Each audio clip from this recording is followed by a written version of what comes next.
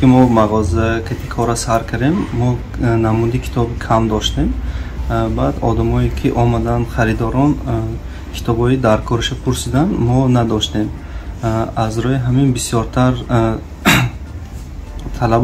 طلب مردم آموخته برآمده کتابای بسیار آوردیم در زمان حاضر بسیار کلینت ها داریم و بسیار نمودی کتاب ها داریم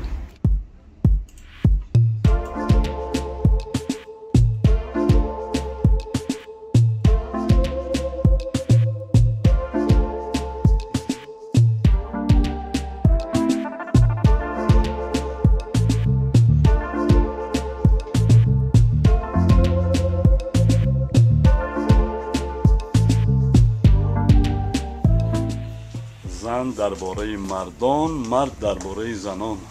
بله این کتاب چگونه انتخاب کردید یا میدونستید که این گونه کتاب هست تو باید خونید؟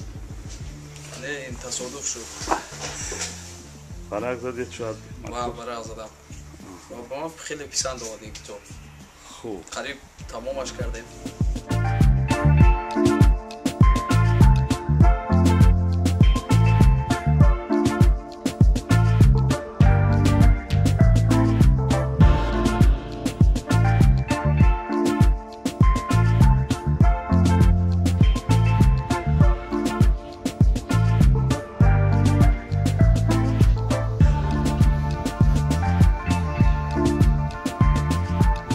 حاضر زمان با اساسا اینترنت پیشرفتگیش با اساسا اینترنت مغازه ها تشکیل کردن ممکن این کتابای نمودش بسیار کردن ممکن حاضر ما در آینده پلان کلان داریم کتابای انگلیسی کتابایی که حاضر با زبان روسی داریم با زبان انگلیسی بیاریم